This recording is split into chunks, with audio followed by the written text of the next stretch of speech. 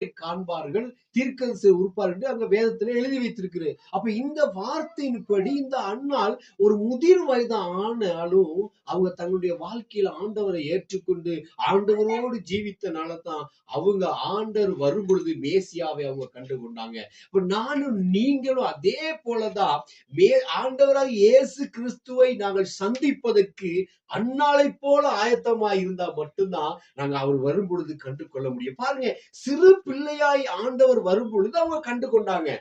அப்ப இன்றைக்கு எங்களுக்கு ஆண்டவர் யாருன்னு தெரியும், ராஜாதி ராஜா வரப்போறாருன்னு தெரியும். ஆனா நாங்க இந்த மாதிரி இல்லாம உபவாசம் பண்ணி ஜெபம் பண்ணி ஆண்டவரோடு இல்லாம இருந்தா நாங்க அவரை கண்டு கொள்ள முடியாது. இந்த அன்னாளை போல நாங்க இருந்தா மாத்திரம்தான் ஆண்டவரை இயேசுவை நாங்க கண்டு கொள்ள முடியும். அவரோடு கூட பரலோகராஜ்யத்துக்கு போக முடியும். ஆமென்.